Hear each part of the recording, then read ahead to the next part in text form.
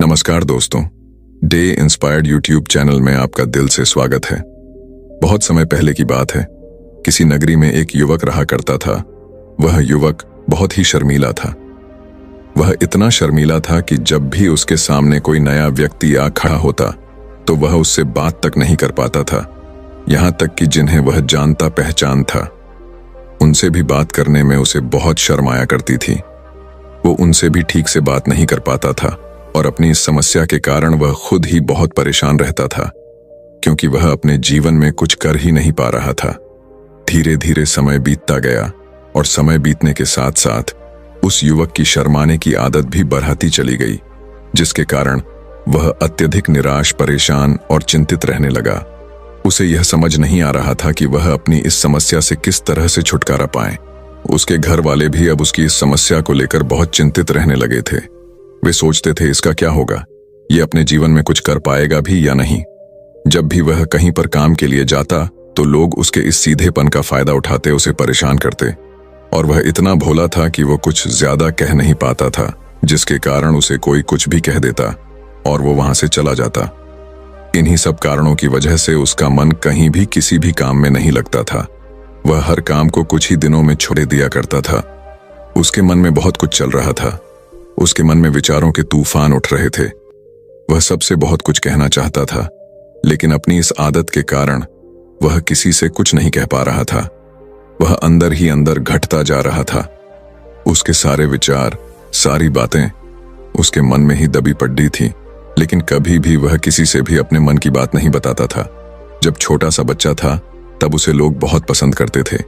उसकी इस आदत को भी लोग सराहते थे, लेकिन इसी आदत की वजह से जब वह युवा हो गया तो इसी आदत के कारण उसे अपना जीवन जीने में भी अत्यधिक परेशानियां उठानी पड़ रही थीं, और वह युवक भी अपनी इस गलती के कारण बहुत परेशान रहता। अपनी इस एक आदत से छुटकारा पाना चाहता था।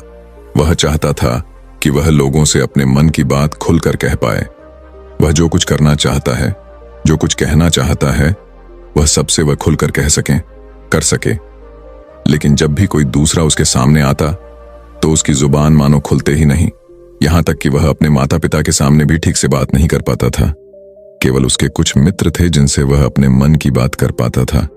जब भी वह किसी बात का जवाब देता तो लोग उसका मजाक बनाते, और इस समस्या के कारण अब उसके पिता भी अत्यधिक चिंतित रहने लगे थे।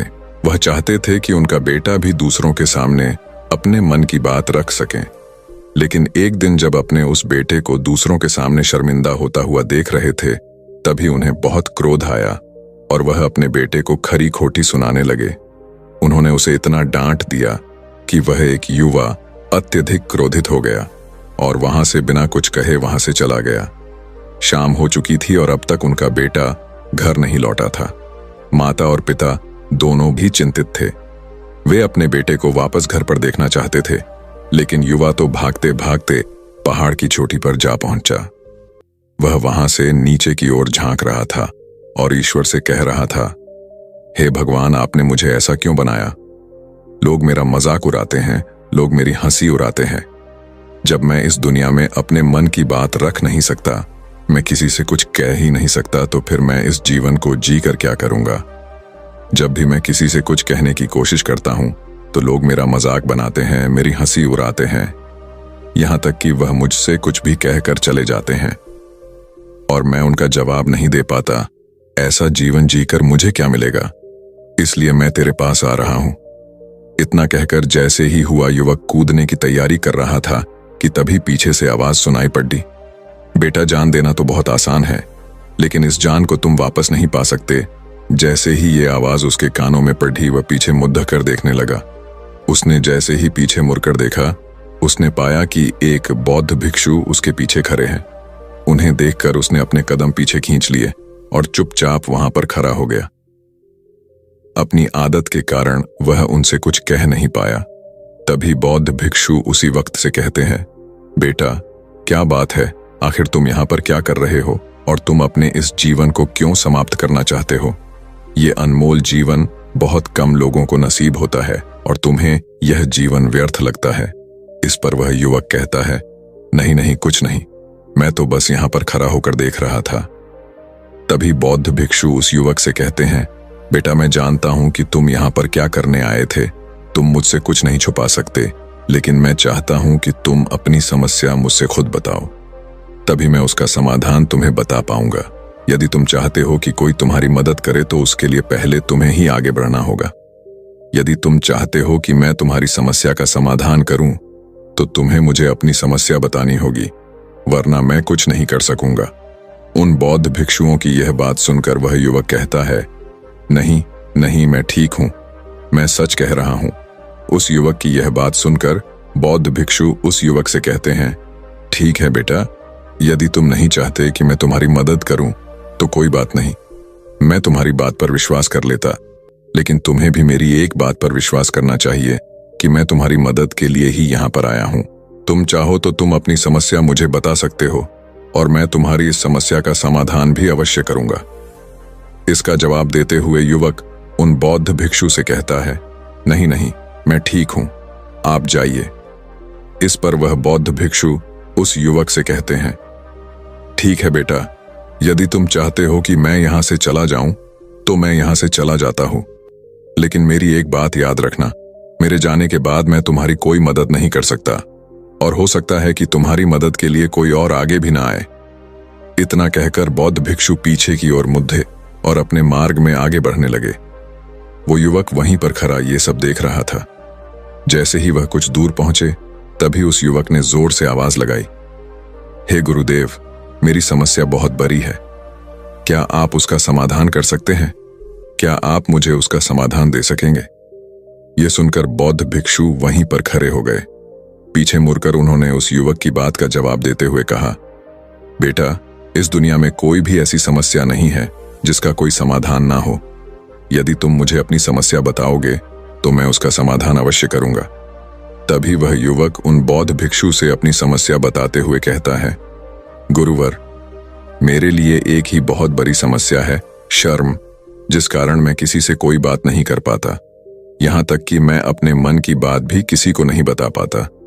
जब भी मैं किसी से बात करने की कोशिश करता हूं तो लोग मेरा मजाक उड़ाते हैं, मेरी हंसी उड़ाते हैं। जब भी मुझे कोई खरी खोटी सुनाता है, उलटी सीधी बातें करता है, तो मैं उनका जवाब नहीं दे पाता। मैं लोगों की तरह चालाक बनना चाहता, लोगों की तरह बातों का जवाब देना चाहता हूं, अपने मन की बात करना चाहता हूं। मैं इस दुनिया के साथ कदम से कदम मिलाकर आगे बढ़ना चाहता हूं। क्या इसका कोई समाधान है? उन भिक्षु ने उस युवक की सारी बातें ध्यानपूर्वक सुनी और फिर जवाब देते हुए कहते हैं, बेटा, जरूरत से ज्यादा शर्मीला होना, इसका अर्थ यह है कि तुम्हारे अंदर कोई डर है जिसे तुम पहचान नहीं पा रहे, जिसके कारण तुम उसका समाधान करने में भी असमर्थ हो। शर्म करना अलग बात है और डरना अलग। जब हमारे भीतर डर होता है तब हम कहीं भी किसी से भी कोई भी बात नहीं कर सकते। हमें चारों तरफ केवल डर ही नजर आता है और हम हर जगह से डरते ही रहते हैं, लेकिन इसे शर्माना नहीं कहते। शर्म तो बस एक हद तक तुम्हें चुप रख सकता है।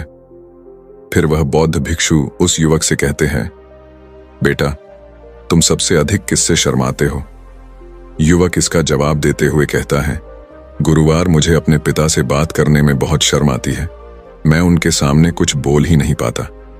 तभी वह बौद्ध भिक्षु उस युवक से कहते हैं, अच्छा, तो ये बताओ, जब तुम अपने पिता से बात कर रहे होते हो या फिर बात करने का प्रयास करते हो तो तुम्हारे मन में कैसे ख्याल आते हैं? युवक इसका जवाब देते हुए कहता है, गुरुवर, जब भी मैं अपने पिता से बात करने का प्रयास करता हूं तो मुझे ऐसा लगता है कि मानो मेरे पिता अभी मुझे डांट देंगे, मुझ पर क्रोध करेंगे, मुझसे या नाराज हो जाएंगे, और कहीं ना कहीं मुझे यह भी लगता है कि मैं कुछ गलत बात ही करूंगा। यहां तक कि मेरे मन में ऐसे भी ख्याल आते हैं कि शायद मेरे पिता मुझसे प्यार ही नहीं करते। परंतु गुरुवार, आप कहते हैं कि शर्म अलग है और डरना अलग बात है, तो क्या कोई ऐसा उपाय है जिससे मुझे डर ही ना हो, या कोई ऐसा रास्ता है जिससे मेरे अंदर का यह डर पूरी तरह से समाप्त हो जाए? कृपा करके मुझे इस समस्या का समाधान बताइए। मुझे अपने इस डर से बाहर निकलना है, मुझे लोगों की तरह अपने इस जीवन को खुलकर जीना है। उस युवक की यह सारी बातें सुनकर बौद्ध भिक्षु उस युवक से कहते हैं, जाओ और अपने पिता से कहो कि मुझे कुछ काम करना है और उसके लिए मुझे आपसे कुछ धन चाहिए। यदि तुम उनसे धन मांगने में कामयाब हो गए तो मैं तुम्हें तुम्हारी समस्या का समाधान अवश्य बताऊंगा। वह युवक काफी घबरा गया। उसने उन गुरुवार से कहा, हे गुरुवर, मुझे यह कार्य न दीजिए। मैं उनसे कुछ नहीं कह पाता। उनके सामने तो मेरी बोलती तक बंद हो जाती है। मैं उनसे धन भला कैसे मांग सकता हूं? ये बात सुनकर बौद्ध भिक्षु उसी वक्त उसे कहते हैं, तब तो तुम्हारी समस्या का कोई भी समाधान नहीं है और ना ही तुम कभी भी अपने जीवन को खुलकर जी पाओगे। ये बात सुनकर युवक उन भिक्षुओं से कहता है, गुरुवर ऐसा ना करे, कृपा करके मुझे कोई और कार्य बताइए। कोई ऐसा कार्य जिससे मेरे अंदर का डर पूरी तरह से समाप्त हो जाए। कोई ऐसा समाधान बताइए।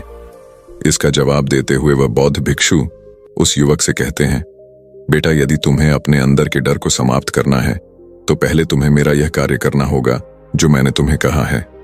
वह युवक घबराकर काफी देर सोच विचार करने के बाद फिर गुरुवर से कहता है, ठीक है, यदि आप चाहते हैं कि मैं इस कार्य को करूं तो मैं इसे करने का पूरा प्रयास करूंगा। इतना कहकर वह युवक अपने घर लौट जाता है। उसे देखकर उसके माता पिता बहुत खुश हो जाते हैं और वह युवक अपने पिता से डरते डरते कहता है, पिताजी, मुझे आपसे कुछ बात कहनी है। इस पर उसके पिता कहते हैं, बोलो क्या बात है? युवक आगे कहता है, पिताजी, मैं कुछ काम करना चाहता हूं और उसके लिए मुझे आपसे कुछ धन चाहिए। क्या आप मुझे कुछ धन दे सकते हैं? इतना सुनकर उस युवक के पिता ने उसकी ओर ध्यान से देखा। काफी देर देखने के बाद वह खुशी से झूम उठे और तुरंत ही उन्होंने कुछ धन अपने पुत्र के हाथों पर रख दिया और कहने लगे, बेटा, इतना धन काफी है कि तुम्हें और चाहिए?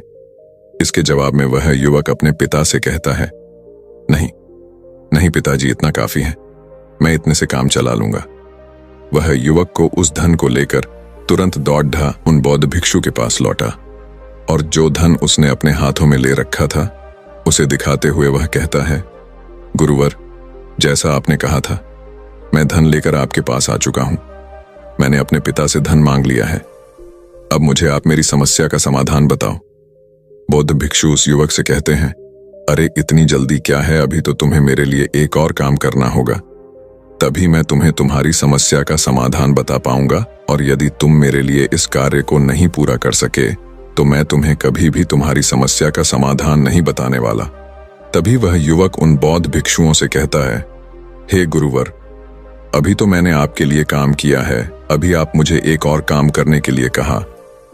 तभी बौद्ध भिक्षु उस युवक से कहते हैं, हाँ, तुम्हें मेरे लिए एक और काम करना ही होगा। वह युवक एक बार फिर से काफी देर सोच विचार कर उन बौद्ध भिक्षु से कहता है, अच्छा ठीक है, बताइए अब मुझे क्या करना है।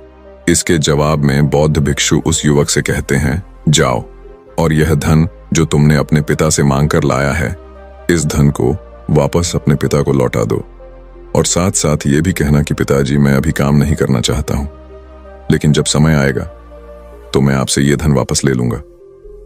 यह बात सुनकर युवक एक बार फिर से ऊपर से नीचे तक पूरी तरह से कांप गया और कहने लगा, गुरुवर, आप मुझे कोई और काम सौंप दीजिए, मैं उसे जरूर करूंगा, लेकिन अब यदि मैं धन लेकर उनके पास वापस गया तो वह क्या सोचेंगे मेरे बारे में?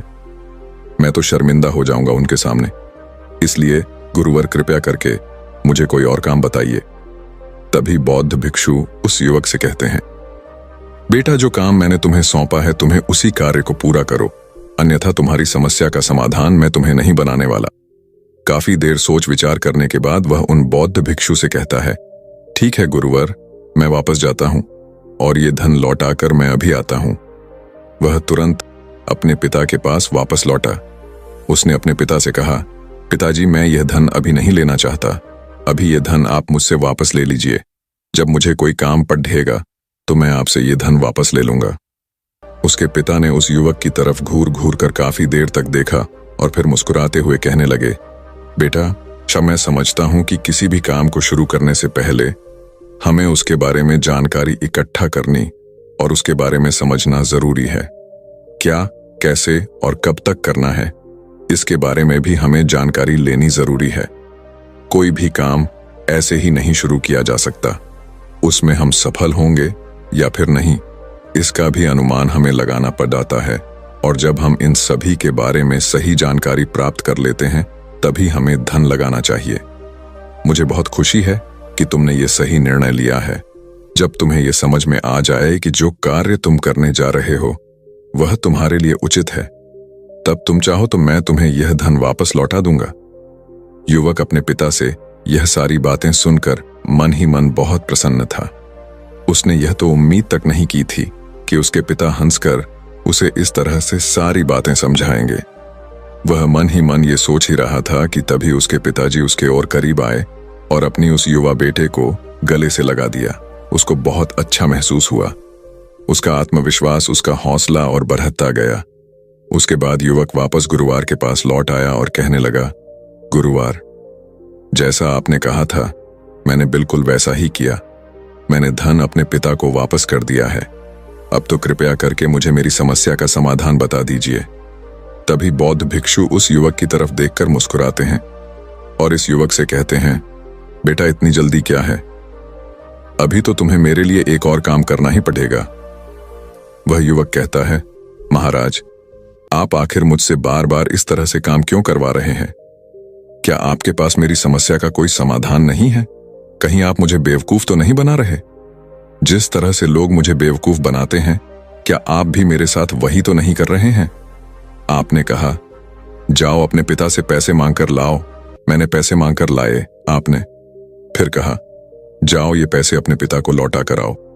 मैंने आपके कहे अनुसार बिल्कुल वैसा ही किया और अब आप कह रहे हैं कि मैं आपके लिए एक और काम करूं।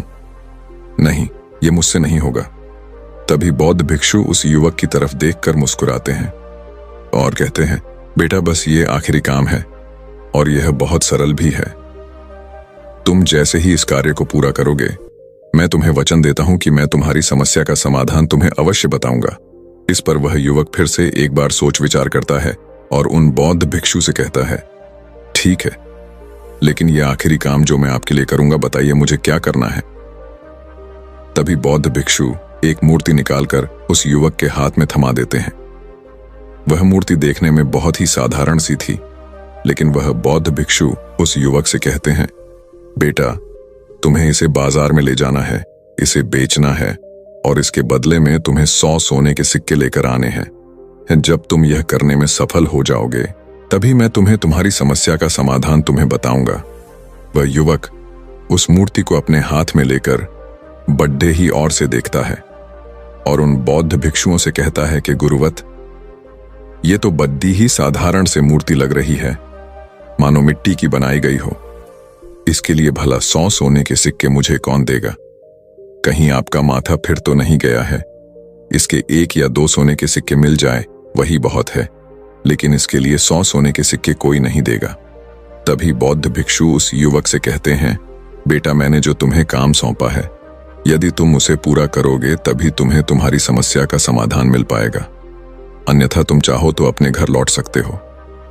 मेरे इस काम को पूरा कर दो, तुम्हें सब समझ आ जाएगा। वह युवक उन बौद्ध भिक्षुओं की बात सुनकर मन ही मन यह विचार करता है कि मुझे तो मेरी समस्या का समाधान किसी भी हालत में चाहिए, जिस कारण वह उस मूर्ति को उठाकर बाजार की ओर चल बाजार पहुंचकर वह एक जगह चुपचाप उस मूर्ति को लेकर खड़ा हो जाता है और इंतजार करने लगता है कि कोई आएगा और उसे उस मूर्ति के बारे में पूछेगा और तब वह उस मूर्ति के लिए 100 सोने के सिक्के की मांग करेगा। देखते ही देखते काफी समय बीत गया, लेकिन अभी तक उसके पास कोई भी व्यक्ति नहीं आया था। उसने आसपास देखा तो लोग चिल्ला चिल्ला कर अपने सामानों को बेच रहे थे, जोर जोर से आवाज लगा रहे थे। उसने भी सोचा, यदि मुझे अपनी इस मूर्ति को बेचना है तो मुझे भी जोर जोर से आवाज लगानी होगी। उस युवक ने चिल्लाना शुरू किया, लेकिन वह इतनी जोर से नहीं चिल्ला रहा था।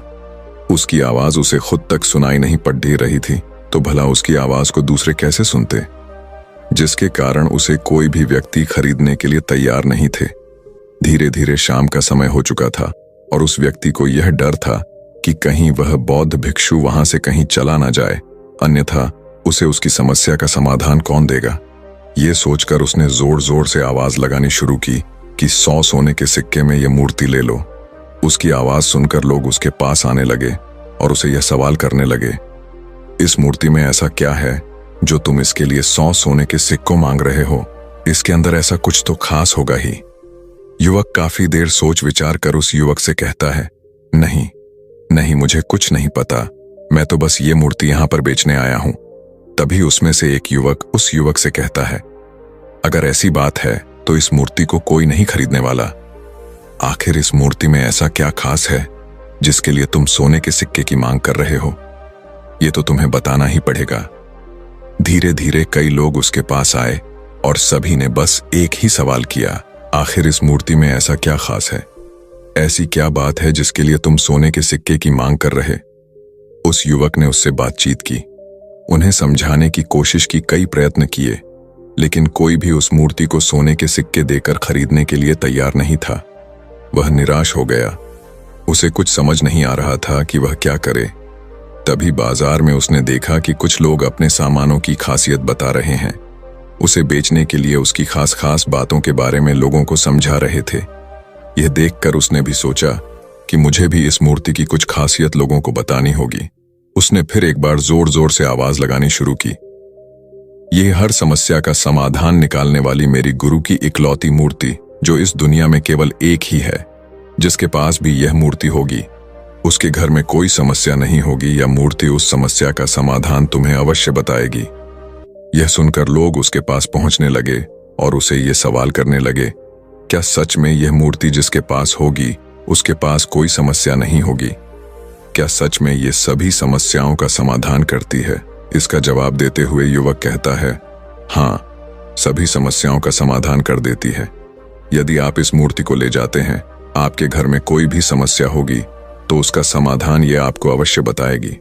चाहे कोई भी समस्या हो, कैसी भी समस्या हो, कैसी भी परिस्थिति हो, आपको इसका समाधान अवश्य मिलेगा। इतना सुनने के बाद अब वही एक मूर्ति सबको चाहिए थी। उस मूर्ति के दाम लगाने लगे।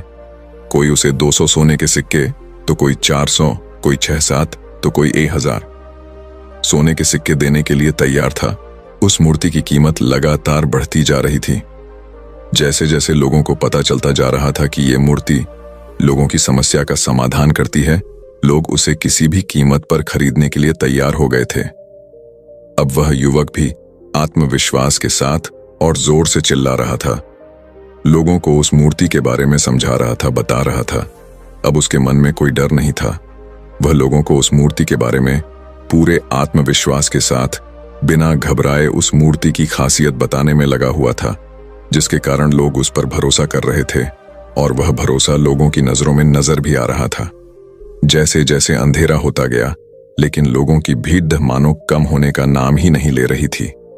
लोग उस मूर्ति को खरीदना चाहते थे। उस युवक ने जोर से आवाज लगाई कि मुझे क्षमा करें, यह मेरे गुरु की मूर्ति है और मैं इसे बेचना नहीं चाहता। इतना कहकर वह युवक उस मूर्ति को लेकर वापस खाली हाथ लौट आया और उन गुरुवर के पास पहुंचा और उन गुरुवार से कहने लगा, हे गुरुदेव, आपका बहुत बहुत धन्यवाद। इस मूर्ति ने मेरी समस्या का समाधान कर दिया। मुझे समझ में आ गया कि मेरी क्या समस्या थी। हालांकि मैं इसे बेचकर सोने के सिक्के तो आपके लिए नहीं ला पाया, लेकिन मुझे मेरी समस्या का समाधान अवश्य मिल गया। आपका बहुत बहुत धन्यवाद। इस बात को सुनकर बौद्ध भिक्षु उस युवक से कहते हैं, बेटा, मैंने तुम्हारी समस्या का समाधान नहीं किया है, तुमने तो खुद ही अपनी समस्या का समाधान किया। अपनी समस्या तुमने खुद ही सुलझा ली है। तुम्हारे मन में हजारों सवाल थे, मैं यह करूंगा तो लोग क्या कहेंगे, मेरे बारे में क्या सोचेंगे, यदि मैं अपना मुंह खोलूंगा तो लोग मेरे पर हंसेंगे, यदि मैंने मुंह खोला तो मैं कुछ गलत ही करूंगा। ऐसे कई सारे विचार तुम्हारे मन में थे, ऐसे कई सारे डर तुमने अपने मन में पाल रखे थे। लेकिन जब इस मूर्ति की वजह से तुमने उन हजारों लोगों का सामना किया, उनके सामने खुलकर अपनी बात रखी, उनके सामने खुलकर वह कहा जो तुम्हें कहना था, तो तुम्हारे मन का डर खुद समाप्त हो गया। जिसे तुम शर्माना कहते थे, वो अपने आप ही तुम्हारे भीतर से कहीं गायब हो गया।